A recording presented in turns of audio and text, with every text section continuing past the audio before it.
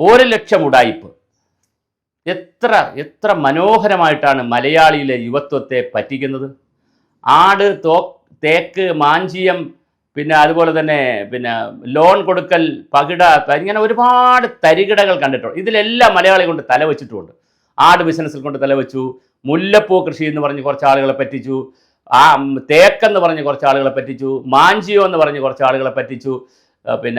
ഇങ്ങനെ ഓരോ കാലഘട്ടത്തിൽ ജനങ്ങളെ പറ്റിക്കാൻ ഓരോ വ്യക്തികൾ ഇറങ്ങാറുണ്ട്. പക്ഷേ ഇവിടെ സർക്കാർ സ്പോൺസേഡ് തട്ടിപ്പുകളും വരുന്നു. ഇപ്പോഴാണ് ഞാനിപ്പോൾ ഇന്നലത്തെയൊക്കെ പത്രങ്ങൾ സെർച്ച് ചെയ്യുമ്പോഴാണ് കിലയിൽ നിന്ന് വെച്ച് നടന്ന ഒരു സമ്മേളനത്തിൽ, പത്രസമ്മേളനത്തിൽ ഡോക്ടർ തോമസ് ഐസക്, മുൻ ധനകാര്യമന്ത്രിയാണ്, ആസൂത്രണ അംഗമാണ്, കേരളത്തിൽ ജനകീയ ആസൂത്രണത്തിൻ്റെയൊക്കെ അപ്പോസ്തലനാണ്. അദ്ദേഹവും MP രാജേഷ് തദ്ദേശ ഭരണ മന്ത്രിയും പിന്നെ ബന്ധപ്പെട്ട ഉദ്യോഗസ്ഥരെല്ലാം ചേർന്നിട്ടുള്ള ഒരു പത്രസമ്മേളനം.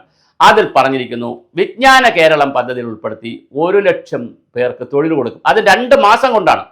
എന്താണ് കാര്യം? 2 മാസം കൊണ്ട് 1,00,000 പേർക്ക് തൊഴിൽ കൊടുക്കാൻ പറ്റിയാൽ അടുത്ത ഒരു 45 ലക്ഷം വരുന്ന ചെറുപ്പക്കാർക്ക് അടുത്തൊരു 4, 5, 8, 10 അല്ലെങ്കിൽ 1 വർഷം 2 വർഷം കൊണ്ട് തൊഴിൽ കൊടുക്കാൻ പറ്റുമല്ലോ. 20 ലക്ഷം പേർക്ക് തൊഴിൽ കൊടുക്കുമെന്ന് ഇടതുപക്ഷ ജനാധിപത്യ മുന്നണിയുടെ മാനിഫെസ്റ്റോയിൽ പറഞ്ഞിരുന്നു. 20 ലക്ഷം പേർക്ക് തൊഴിൽ കൊടുക്കുന്നു. ഡോക്ടർ തോമസ് ഐസക് എന്ന് പറയുന്ന അദ്ദേഹത്തെ എനിക്ക് വർഷങ്ങളായി അറിയാം. അദ്ദേഹത്തിനോടുള്ള എല്ലാ ആദരവും, മാഷിനോടുള്ള എല്ലാ ആദരവും നിലനിർത്തി ചോദിക്കട്ടെ, നിങ്ങളെ പോലെയുള്ള ആളുകൾ ഇനി ജനങ്ങളെ ഇറങ്ങി പറ്റിക്കരുത്. 20 ലക്ഷം പേർക്ക് തൊഴിൽ കൊടുക്കുമെന്ന് പറഞ്ഞു. 2 ലക്ഷം പേർക്കെങ്കിലും കൊടുക്കാൻ പറ്റിയിട്ടുണ്ടോ? കഴിഞ്ഞ 9 വർഷമായി നിങ്ങൾ മാനിഫെസ്റ്റോയിൽ പറഞ്ഞില്ലേ? ഇപ്പോൾ നിങ്ങൾ 1 ലക്ഷം പേർക്ക് തൊഴിൽ കൊടുക്കുമെന്ന് പറയുന്നു. എന്താണ് വിജ്ഞാന കേരളം പദ്ധതി? അതൊരു ലോക തട്ടിപ്പ് ഉടായിപ്പല്ലേ ആ പദ്ധതി? നിങ്ങൾ പറയുന്നത് എന്താണ്? നിങ്ങൾ തൊഴിലുള്ള ലോകത്തെ ഏത് യൂണിവേഴ്സിറ്റികളിലോ അല്ലെങ്കിൽ ലോകത്തെ ഏതെങ്കിലുമൊക്കെ സ്ഥാപനങ്ങൾ തൊഴിലുണ്ടെങ്കിൽ നിങ്ങൾ പറഞ്ഞു കൊടുക്കും. എന്താ കരിയർ ഡെവലപ്മെന്റ് പ്രോഗ്രാമാണോ നിങ്ങൾ ചെയ്യുന്നത്? അത് വിജ്ഞാന കേരളത്തിന്റെ പർവ്യൂവിൽ വരുന്നതാണോ? അങ്ങനെ കരിയർ ഡെവലപ്മെന്റിന് വേണ്ടി നിങ്ങൾ തൊഴിലുണ്ടെങ്കിൽ പറഞ്ഞു കൊടുക്കും. ആളുകൾ അവിടെ അപ്ലൈ ചെയ്ത് തൊഴിൽ വാങ്ങിച്ചോണം. അല്ലെങ്കിൽ യുവാക്കളും ചെറുപ്പക്കാരും ഒക്കെ സോഷ്യൽ മീഡിയയുടെയും വാട്സപ്പിന്റെയും ഇൻസ്റ്റഗ്രാമിന്റെയും ഒക്കെ കാലത്ത് അവർക്കറിയാം തൊഴിൽ അന്വേഷിച്ച് പോകാൻ. അതിന് ഈ ഒരു സംവിധാനത്തിന്റെ ആവശ്യമുണ്ടോ? ജോബ് മേളകൾ നടത്തുന്നു. നിങ്ങൾ ജോബ് മേളകൾ നടത്തി ആർക്ക് തൊഴിൽ കൊടുത്തു? അടുത്ത ചോദ്യം. മൂന്നാമതാണ് നിങ്ങൾ പറയുന്നത് സ്വയം സഹായ തൊഴിൽ ചെയ്യുവാനുള്ള സഹായം ചെയ്തു കൊടുക്കും, അതിൻ്റെ പരിശീലനം ചെയ്തു കൊടുക്കും. അതിനാണെങ്കിൽ ഇവിടെ സ്മാൾ സ്കെയിൽ ഇൻഡസ്ട്രി പ്രോഗ്രാമുകളുണ്ട്, ഗവൺമെന്റിന് 100 കണക്കിന് പദ്ധതികളുണ്ട്, റൂറൽ ഡെവലപ്മെന്റ് ഡിപ്പാർട്ട്മെന്റിന് പദ്ധതികളുണ്ട്, ജില്ലാ പഞ്ചായത്തിന്, ഗ്രാമപഞ്ചായത്ത് ധാരാളം പദ്ധതികളുണ്ട്. എന്തിനാണ് വീണ്ടും ഒരു ഡ്യൂപ്ലിക്കേറ്റ് പദ്ധതി? ഇതിന്റെ പേരിൽ ജനങ്ങളെ ആകെ വിളിച്ചിരുത്തുക. കേരളം സാക്ഷരത പോലെ, ജനകീയാസൂത്രണം പോലെ റിസോഴ്സ് പേഴ്സൺമാർ, താഴെ റിസോഴ്സ് പേഴ്സൺമാർ, district, panchayat, state level resource പേഴ്സൺമാർ, റിട്ടയർ ആയ സഹാക്കളെയും ശാസ്ത്ര സാഹിത്യ പരിഷത്തുകാരെയും എല്ലാവരെയും ഉൾപ്പെടുത്തിക്കൊണ്ടുള്ള കോർ കമ്മിറ്റികൾ. എന്താണ് നടക്കുന്നത്? എന്നിട്ട് ആളുകളെ വിളിച്ചിരുത്തിയിട്ട് വലിയ സ്വപ്നം പങ്കുവയ്ക്കും. ഇപ്പൊ പറഞ്ഞു വച്ചിരിക്കുന്ന സ്വപ്നം വളരെ മനോഹരമല്ലേ? കേട്ട് കഴിഞ്ഞാൽ 1 ലക്ഷം പേർക്ക് തൊഴിൽ കൊടുക്കും. എന്താ തൊഴിൽ? കുടുംബശ്രീ പദ്ധതിയിൽ ഉൾപ്പെടുത്തി കുടുംബശ്രീയിലെ സ്ത്രീകള് ആ നാട്ടിൽ കുടുംബശ്രീയിലാണ് കൊടുക്കുന്നത്. യുവാക്കൾ എന്ന് പറയുന്ന ആളുകൾ ആരും കുടുംബശ്രീയിലില്ല. ഇതിന്റെ തട്ടിപ്പ് നിങ്ങൾ ആലോചിച്ചോണം. യുവാക്കൾ ആരും കുടുംബശ്രീയിലില്ല. ആ കുടുംബശ്രീയിൽ പോകണമെങ്കിൽ വേറെ ഒരുപാട് മാനദണ്ഡമുണ്ട്. അപ്പൊ കുടുംബശ്രീയിലെ തൊഴിലാളികളും ഈ വീട്ടമ്മമാരും ചേർന്ന് 20 പേരടങ്ങുന്ന വീട്ടമ്മമാർ ചേർന്ന് നടത്തുന്ന 10 മുതൽ 20 പേര് വരെ നടത്തുന്ന സ്വയം സഹായ സംഘവും അവർ നടത്തുന്ന ബിസിനസ് അത് വേറെയാണ്. അതിലേക്ക് എങ്ങനെയാണ് യുവാക്കൾക്ക് എസ്പെഷ്യലി നിങ്ങൾ നടത്തുന്ന എവിടെയാണെന്നറിയാമോ? എഞ്ചിനീയറിംഗ് കോളേജുകൾ, നിങ്ങൾ പോളിടെക്നിക്കുകൾ, അതുപോലെ തന്നെ പ്രൊഫഷണൽ കോളേജുകളിലൊക്കെ പോയി ഇങ്ങനെ പരിശീലനം നടത്തുകയാണ്. എന്നിട്ട് അവരോട് എല്ലാ കോളേജുകളിലും നിങ്ങൾ ഡെസ്കുകൾ തുറക്കുകയാണ്, എല്ലാ കോളേജുകളും യൂണിറ്റുകൾ തുറക്കുകയാണ്. എന്നിട്ട് അവരോട് പറയുകയാണ് നിങ്ങൾക്ക് തൊഴിൽ തരുമെന്ന്. എന്നിട്ട് ഇപ്പുറത്ത് ചെയ്യുന്ന എന്താണ്? കുടുംബശ്രീയുമായിട്ടാണ് അവരെ തൊഴിൽ ബന്ധിപ്പിക്കുന്നത്. എങ്ങനെയാണ് കുടുംബശ്രീക്ക് ഉണ്ണിയപ്പവും ദോശയും മസാല ദോശയും ഒക്കെ ഉണ്ടാക്കുന്ന കടകൾ, അത് നല്ലതാണ്, ഹോട്ടലുകൾ നടത്തുന്നു, ക്യാൻറ്റീനുകൾ നടത്തുന്നു, അതുപോലെ കുറേ പച്ചക്കറി ഉൽപ്പാദിപ്പിക്കുന്നു, കുറേ കാര്യങ്ങൾ കുടുംബശ്രീ ചെയ്യുന്നുണ്ട്. ആ കുടുംബശ്രീ ചെയ്യുന്ന തൊഴിലാണോ ഈ 1 ലക്ഷം പേർക്ക് കൊടുക്കുന്നത്? എങ്ങനെയാണ് ഇത്രയും അഭ്യസ്ത വിദ്യരായ പ്രൊഫഷണലായി പഠിച്ചിട്ടുള്ള ആളുകൾക്കൊക്കെ ഈ തൊഴിൽ കൊടുക്കാൻ പറ്റുക? അപ്പൊ ഇത് വലിയ ഉടായിപ്പല്ലേ? നിങ്ങൾ ആരെയാണ് പറ്റിക്കുന്നത്? കേരള സമൂഹത്തെ ഇങ്ങനെ പറ്റിക്കാൻ കഴിയൂ? എനിക്ക് തോമസ് ഐസക് സാറിനോടുള്ള എല്ലാ ബഹുമാനവും നിലനിർത്തി ഞാൻ ചോദിക്കട്ടെ, 1990 മുതൽ കഴിഞ്ഞ 35 വർഷമായി അങ്ങ് കേരളമാകെ നടന്ന് ഇങ്ങനെ ഒരുപാട് ക്യാമ്പയിനുകൾ പറയുന്നു. അങ്ങ് ധനകാര്യമന്ത്രിയായിരുന്നപ്പോൾ വേസ്റ്റ് മാനേജ്മെന്റിനെ കുറിച്ച് പറയുന്നു, കൃഷിയെക്കുറിച്ച് പറയുന്നു.